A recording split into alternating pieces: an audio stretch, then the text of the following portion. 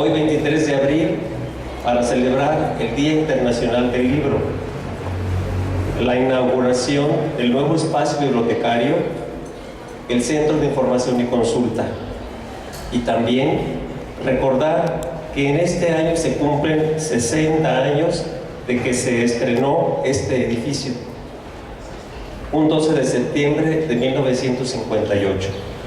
Y les voy a presentar al doctor Edgar Leandro.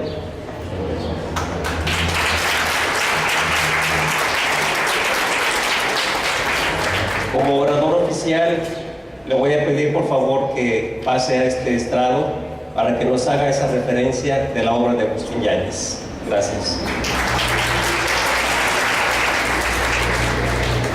Pues buenos días a todos. Bueno, al no ser ustedes público que conocen la obra de Yáñez como críticos, yo quiero platicarles cómo me acerqué a esta obra, por qué es importante Agustín Yáñez para la literatura jalisciense y la literatura mexicana. Agustín Yáñez es un tapatío de padre de Yagualica que se influye mucho del mundo rural. Quiero decirles un poco cómo es el contexto del señor para poder ver la grandeza que ha hecho, ¿no? Se tiene una familia muy tradicional y esas son las líneas que tiene en su literatura. Quiero darles a entender un poco que en la literatura del siglo XIX en Jalisco hay varios parteaguas de esos escritores. Son importantes, pero desafortunadamente eran la mayoría copistas de tendencias europeas y tendencias prácticamente europeas y norteamericanas, incluidos Estados Unidos y Canadá.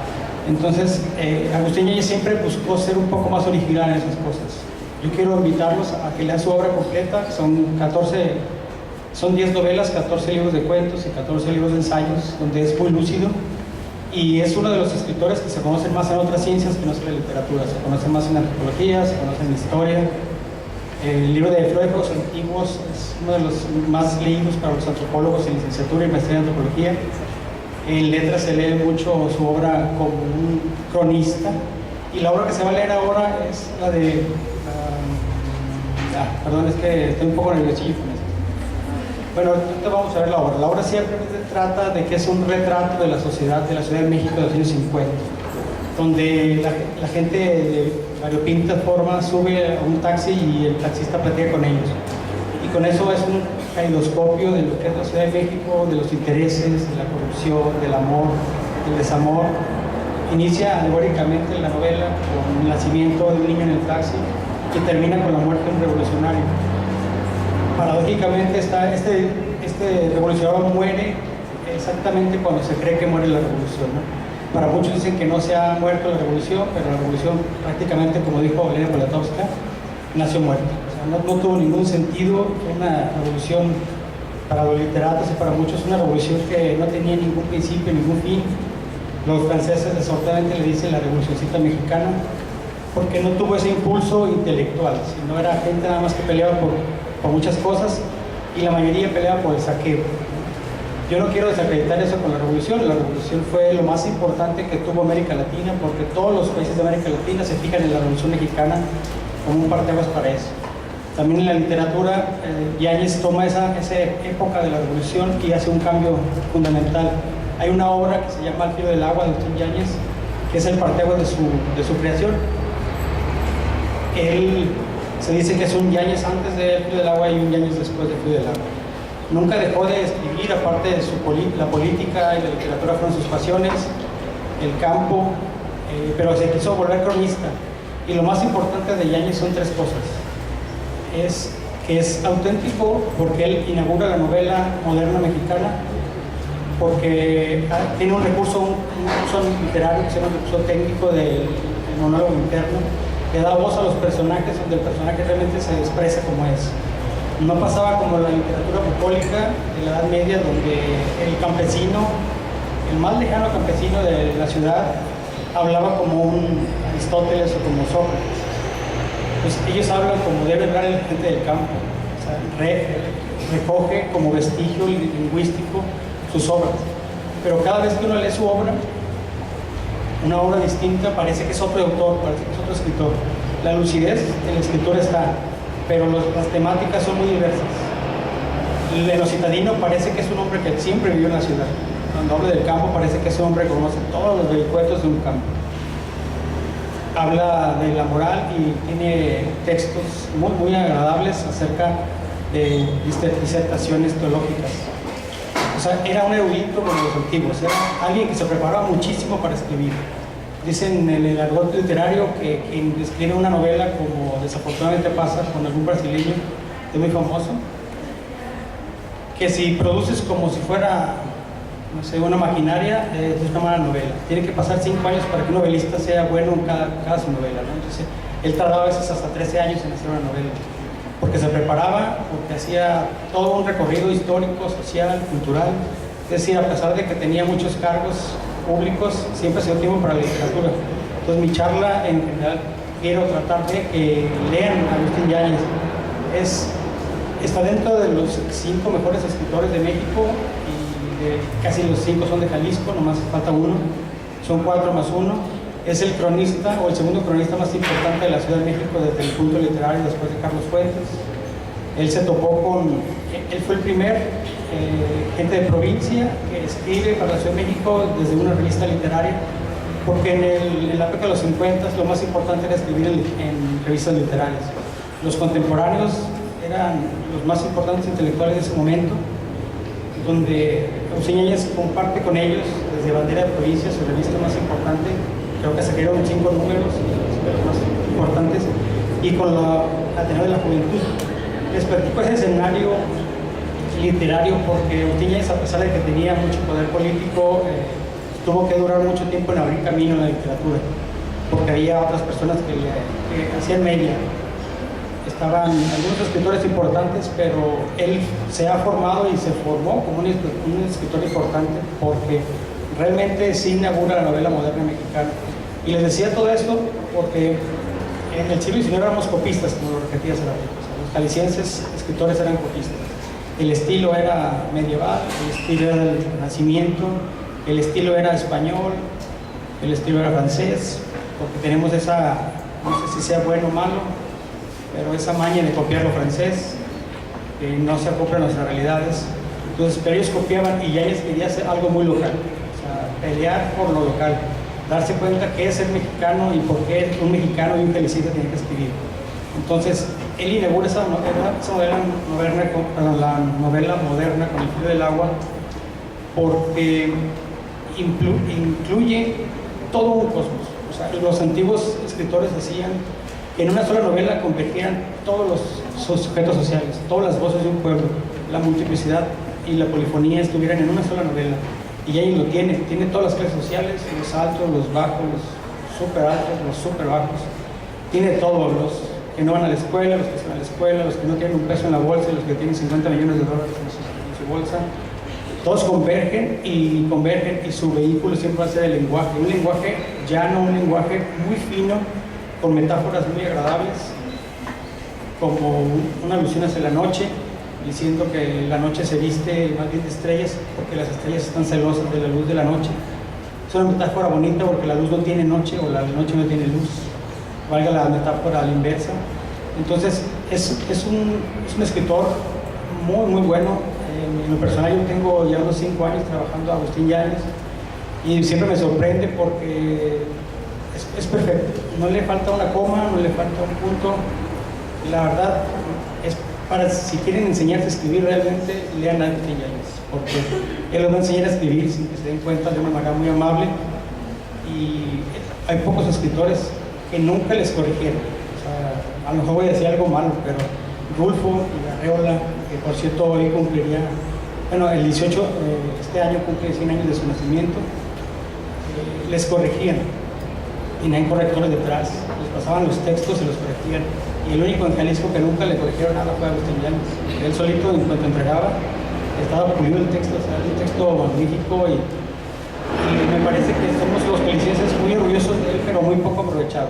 Deberíamos más buscar su obra, leerla, gozarla. Hay ensayos muy buenos sobre educación, sobre política, sobre el arte, sobre la literatura misma, sobre el papel que tiene que tener un literato, qué función social tiene la literatura.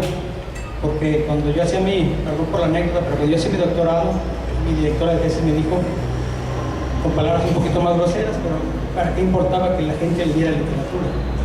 Sí, porque yo estaba buscando que la literatura proporcione identidad. Entonces me decía, ¿por qué? Si la gente puede tener identidad sin leer, y sin leer literatura. Entonces, ¿qué papel social tiene la literatura? Fue mi postura. El papel social que tiene la literatura es ser un vestigio de los estudios lingüísticos, un vestigio de los hechos revolucionarios. Decía los padres de la historia en la antigua Grecia que cuando la historia no se completaba, se auxiliaba de la literatura, porque lo contempla, porque lo cubre. Es decir, que la literatura tiene el papel de hacerse pensadores, de hacer pensadores como la filosofía. Son textos para pensar, para reflexionar. Al no ser de la vida cotidiana, la mayoría de las cosas, uno las recrea, y al recrear uno piensa. Entonces la filosofía y la literatura tienen que ir de la mano, y aquí deberíamos tener, yo creo, con esta biblioteca y con este autor, que se lea mucho a Yáñez. Mi intención es no hablarles mucho de las novelas. Ahorita se va a leer la novela que nos convoca, pero es más bien darse cuenta que lo jalisciense es mucho más importante y que hay autores que representan el primer mundo en la literatura. Hay una novela, aunque no es el momento, pero Pedro Páramo es una de las 100 mejores obras escritas de la historia de la humanidad, y solo escribió una novela del señor. Y Agustín Yáñez, con su novela, está dentro de las 100 mejores de la historia de la humanidad. El señor realmente escribía muy bien y es poco aprovechado porque tenemos mucho. El Colegio de Jalisco de Zapopan tiene la biblioteca personal que la donó a la familia para visitarla. Su escritorio, el original texto que empieza a escribir Alto del Lago con el acto preparatorio, sus novelas, la bandera donde está el féretro cuando murió, que es en Bellas Artes, en 1980. Tiene muchísima riqueza y está abierta al público. Es gratuita y se puede ver todos los premios, sus obras, las dedicaciones que tenía. Es un personaje de primer mundo, y en el primer mundo, para que todos sepan, en México la literatura es primer mundo. O sea, sin otras cosas no, como en ciencia, en tecnología, no somos primer mundo, en literatura sí somos primer mundo. Y alguien que sepa de literatura puede tener un trabajo directo en Europa, en cualquier lado. Entonces, entras al primer mundo con la obra literaria, y cuando ustedes estudiosos de un autor como Agustín Yáñez, que es realmente magnífico. Léanlo, las invito y los invito a que lo lean. Después les paso si quieren algunos documentos que yo tengo para hacer más amable la lectura, pero no olviden que Agustín Yáñez es muy importante, es un orgullo de Jalisco y es muy poco aprovechado. La verdad es muy bueno, no sé cómo más decirles que se animen a leerlo, pero Agustín Yáñez es un grande de la literatura jalisciense, mexicana y seguro universal, ¿no? Borges, Cortázar le reconocieron muchísimo su obra. Hasta una vez Borges dijo que le hubiera gustado mucho haber escrito el libro del agua, porque realmente es una obra completa. Y para terminar con esto, él inaugura un movimiento que se llama el estudiantismo, que es el primero y el único movimiento mexicano real que impacta en el mundo. O sea, hubo franceses, hubo rusos, hubo realmente japoneses que trabajaron en la corriente literaria del estudiantismo por mexicanos, y uno de los más importantes fue él. ¿Y cuál era la clave del estudiantismo? Que una frase, una metáfora muy simple de la vida cotidiana, te impactara tanto que te estrujera el cuerpo, o sea, que las ideas se cayeran, que te golpeara realmente la palabra con esa frase. Como una que tiene Juan Rulfo, que me gusta mucho, que dice: mi madre murió de tanto amor que tenía en el cuerpo, se le hinchó el corazón y tronó. Muy bonito. Y Agustín Yáñez, en el acto preparatorio, la frase inicial es una belleza, que dice: pueblo de mujeres inmutadas, cerrado aquel encanto, ni con sangre y fuego podés abrirlo. Es una maravilla de los giros lingüísticos, de la cultura, y yo no quiero más aburrirlos con esto, pero es súper bueno leer a Yáñez. Léanlo, y la mejor obra, la mejor manera de darle un honor a ese señor es leyéndolo. No, que no sean buenas sus ideas, sus textos están allí, van a soñar mucho, van a darse cuenta. Si leen el acto preparatorio, es más, pónganse de tarea, lean el acto preparatorio, es el capítulo 1 de la vida del agua, y se van a acordar muchísimo de Yáñez en este momento. Van a ver que sí. Bueno, gracias.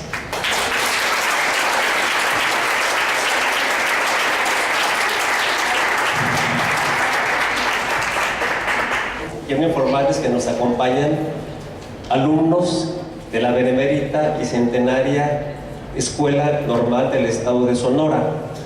Van a estar aquí con nosotros 3 meses. Entonces quiero que se pongan de pie para que los reciban, para que reciban la comunidad de Jalisco.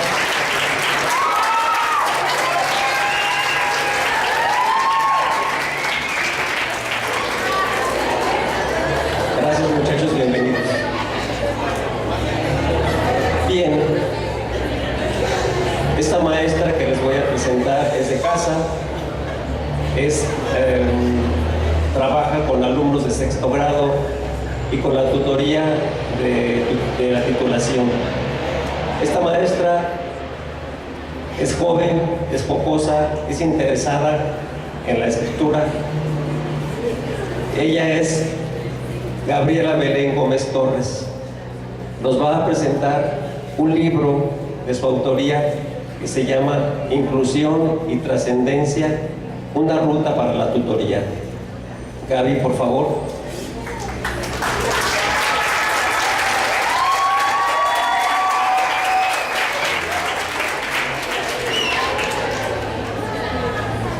Muchas gracias.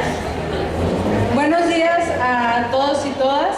Quiero compartirles más que nada cómo es que surge esto, cómo se materializa lo que para nosotros en un inicio fue un sueño y ahora se convirtió en una herramienta docente. Algo básico para nosotros en esta obra que queremos compartirte es que consideramos que la tutoría es una práctica o una tarea intrínseca a la tarea docente. Como la consideramos de esa manera, nosotros queremos contribuir con herramientas para aquel tutor o aquel docente que sea señalado como tutor tenga herramientas prácticas para trabajar y que no lo vea como una carga más a su tarea cotidiana. De manera que nosotros depositamos en las actividades que estamos proponiendo elementos que ayuden a la motivación para el estudiante y su desarrollo, a la generación de ambientes de aprendizaje independientemente de la asignatura que se esté trabajando o las asignaturas, y también a la contribución de algo que nos parece que es muy complicado, aunque nos lo dictan nuestros plan y programas de estudio, que es a las competencias transversales en las escuelas.